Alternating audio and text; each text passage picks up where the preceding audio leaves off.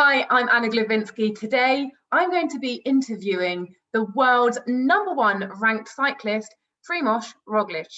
Now, that's a mouthful to say. His story has been really well documented because he's a bit of an anomaly in cycling. He came to it late from a different background and a different sport altogether, and he just stormed to success and fame.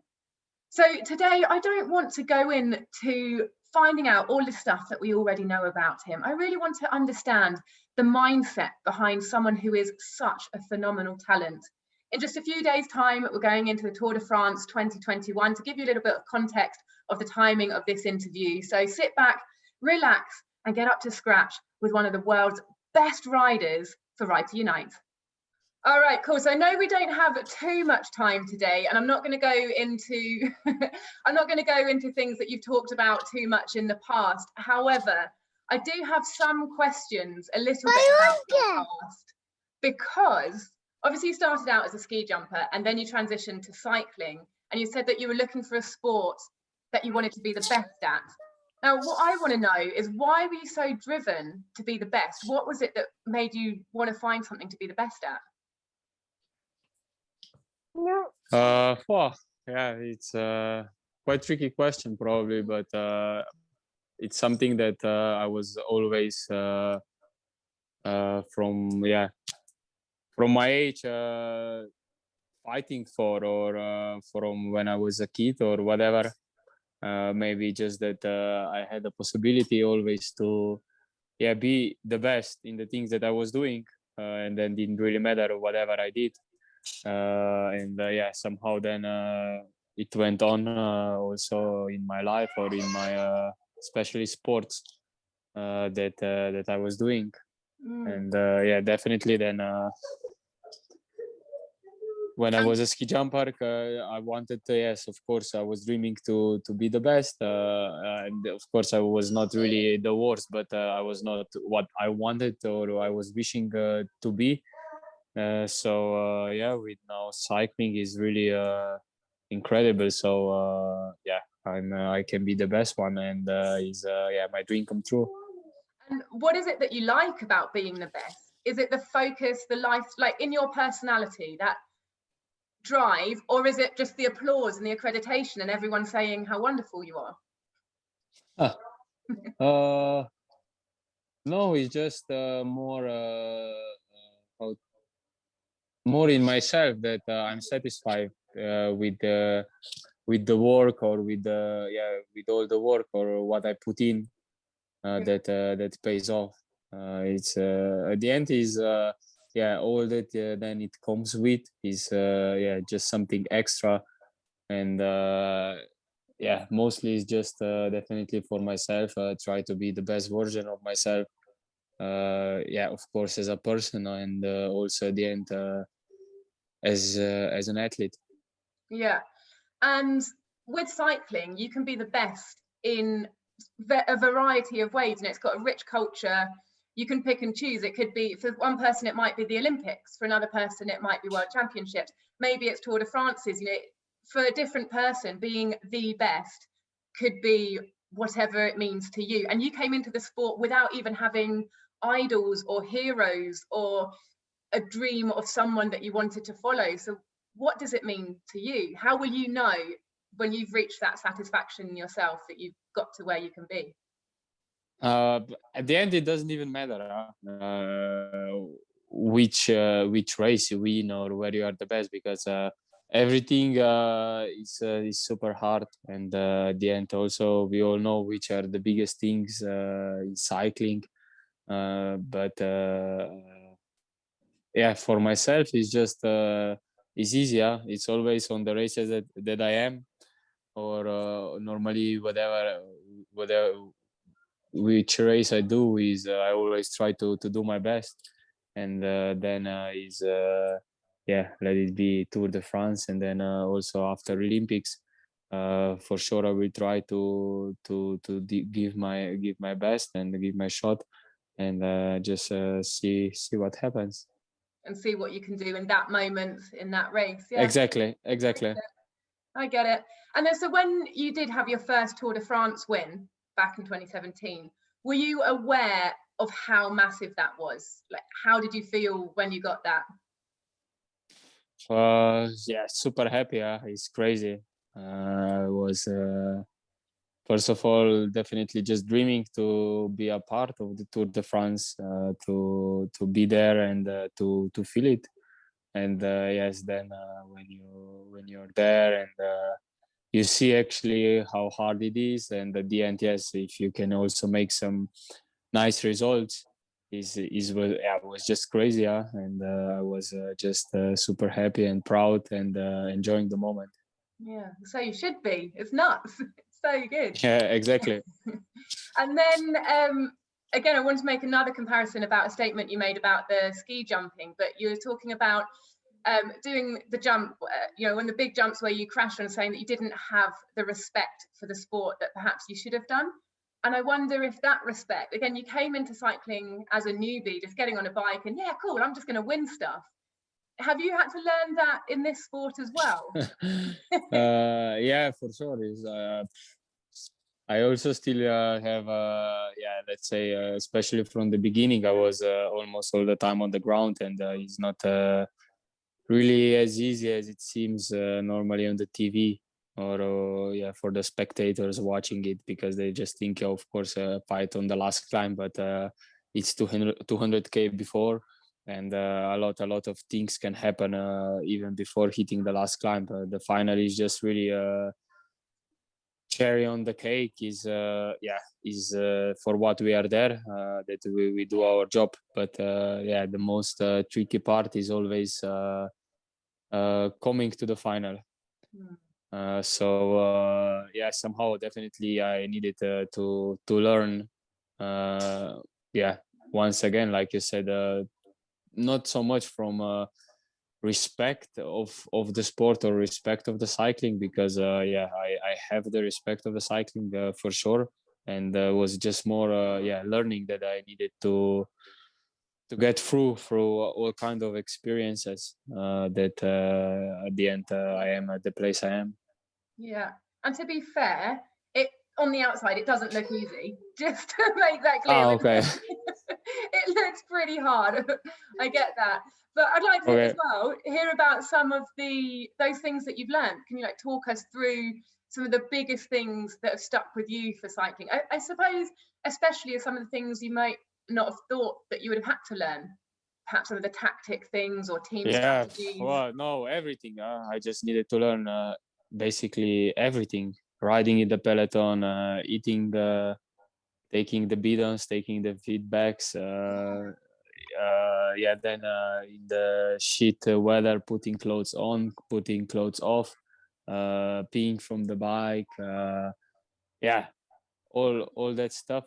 And most of all, just also how to learn how to suffer, because I come from the sport that definitely was totally different, and yeah, cycling is a tough sport, and yeah, I needed to learn also really a lot on that aspect, how to really push through yourself, how to, yeah, push the limits further and further, and yeah, going better and better. And how do you do that? How have you discovered that inner strength inside yourself to keep going when it hurts?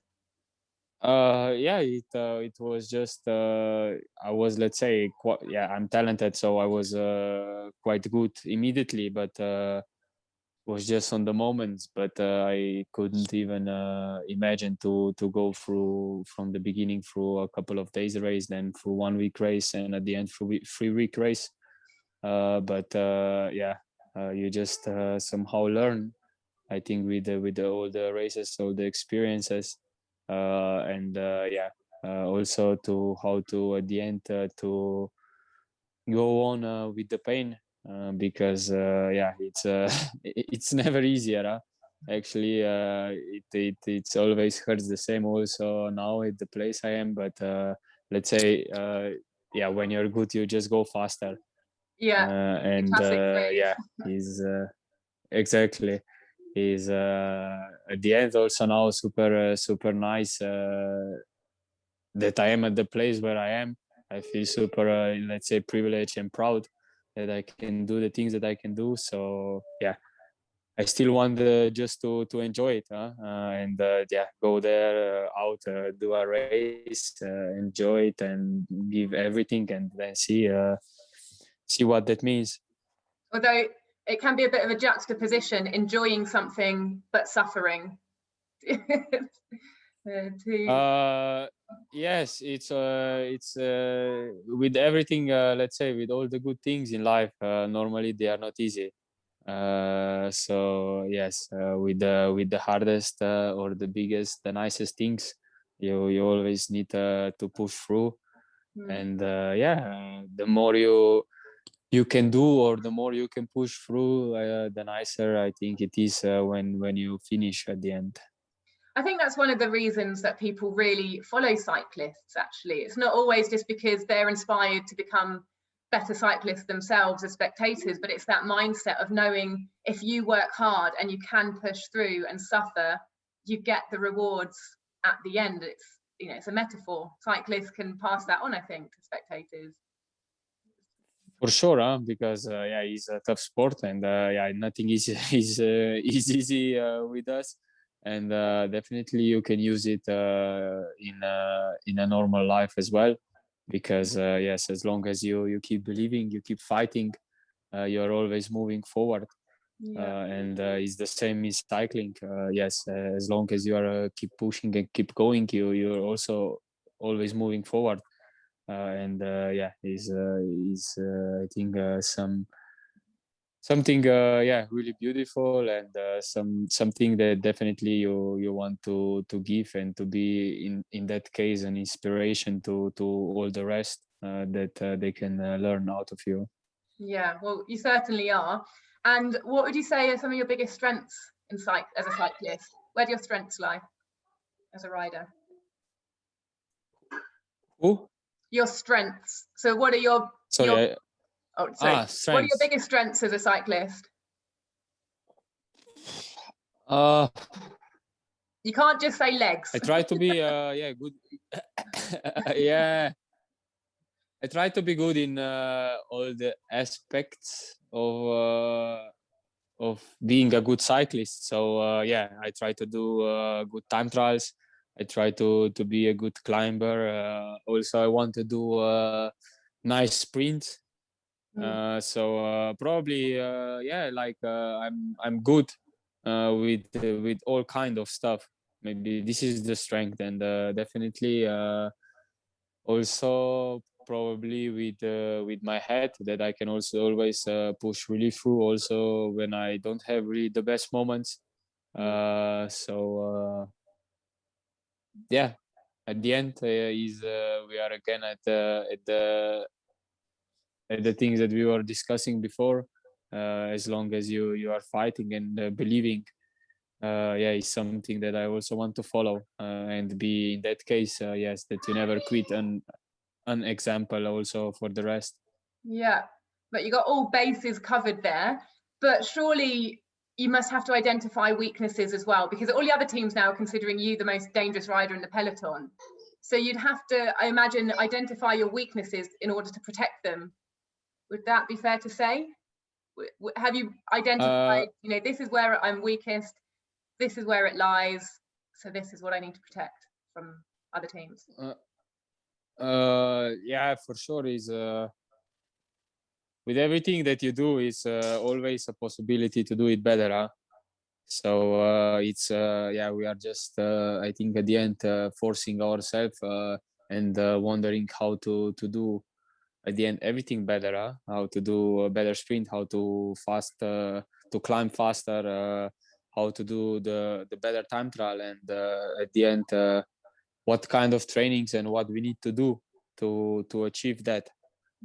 So I think, yeah, this is the most important thing, that we are always pushing ourselves for further and further, and try to do better and better, and yeah, at the end what the rest is doing, I don't have influence, and for me it's just that me, including all the guys around me, that we try to put out the best versions of ourselves, and yeah, then after we can be happy and we can enjoy it. Yeah. So you don't actually, I was just going to say a phrase there that I don't know if you'd have heard it. I was going to say you don't want to pigeonhole yourself. Have you heard that expression? No, but And no. I'm like, I can't even explain it. It's really random. It just means like you don't want to single yourself into one specific area. You know, you want to spread all your options across all the different areas. Yeah, Pigeonhole. I don't something know. like that. Yes. So with that in mind, how are you feeling going into this weekend? Yeah, ready to start finally. I think we did everything we wanted. So yeah, looking forward now for the next days to get some more rest, and then starting the race. Yeah, and you and Today, rivalries aside, you can be claiming that you're changing the cycling culture in Slovenia between the two of you. Become a fanatic cycling nation. I mean, has there been much of a cycling culture before you guys? I don't think so. No, Yeah. it's really now going crazy with the cycling, and yeah, it's super nice because yeah, it's a nice sport. Yeah, it's a nice when you go, I don't know, instead of the car with the bike to the bakery and back, and yeah, it's nice to see that all the people or the kids especially are just going out riding the bike and enjoy the nature. So are you one of those people who will use your bike for transport as well, for getting about? It's not just a tool to the trade.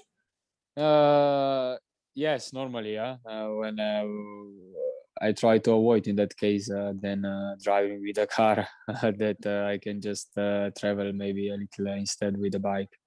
Yeah, and you've obviously got a lot of love now for the sport, as you're saying, transport, sport, nation, getting into it. Is it something you'd want your son to get into as a pro? Would you want him to follow in your footsteps? Oh, yeah. We'll just see. I don't want to that he's a cyclist or whatever. I don't care. As long as he's healthy, as he enjoy the life, enjoy the things that he's doing. Yes, I'm always there to support it. Brilliant. I think that's a very healthy, wonderful attitude of the dad. And your son is just gorgeous, by the way. He's so cute. Cool. I'm just looking at the time. I'm going to start wrapping it up, but can I just ask some very quick questions? Some quite fun, light-hearted ones. Got a bit of time. 2 more minutes. Okay. All right. Yes. Who are your best roommates? Okay. I have to say, is one thing that I really like it when I was alone. So let it be like that. Yeah. What? Because of other people snoring? No, not really. But I'm used to it. I'm an only child, and from yeah, forever. Then in that case, I'm not. I was more alone, and especially now with everything what is going all around, I'm all the time really surrounded with so much people that yeah, at least those couple of hours per day when I go in the room and I'm there, yeah, I just like it to be alone and have some quiet time with myself. Yeah, I can imagine, and maybe perhaps getting in touch with the family with privacy as well, I imagine. What about, do you have any superstitions? Do you have any superstitions or lucky socks or things that you have to do before a race? No, not really. I don't want to be because in that case it's just complicating my life. And yeah, if you start looking to that also in this and this and this, yeah, I don't care. Yeah, I go with the moment. I go with the flow. I really agree with you. I think superstitions, you're putting your luck or outcome into something that's out of your control. It's not to do with your work or what you've done. Exactly. I like that. Your victory salute, where did it come from? Victory. Your victory salute. No, yeah, it's wow, just whatever.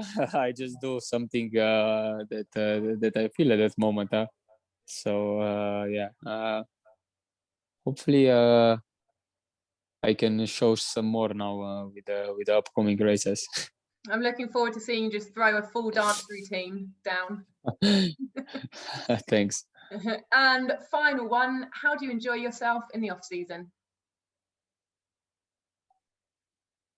Yes, with everything that I don't do during the high season. So good food, good drink, and just enjoying family.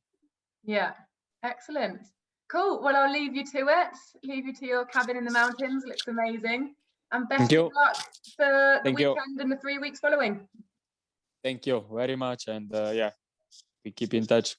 Cheers. Bye. Ciao, Bye-bye. ciao. Cheers. Well, I really hope you enjoyed that as much as I did. It's a really rare opportunity to get such an insight into one of the world's best. I'm Anna Glavinsky. That was Primoz Roglic, and you've been watching Ride to Unite. Let us know in the comments what you thought about it or who you'd like me to interview next time. See you, bye.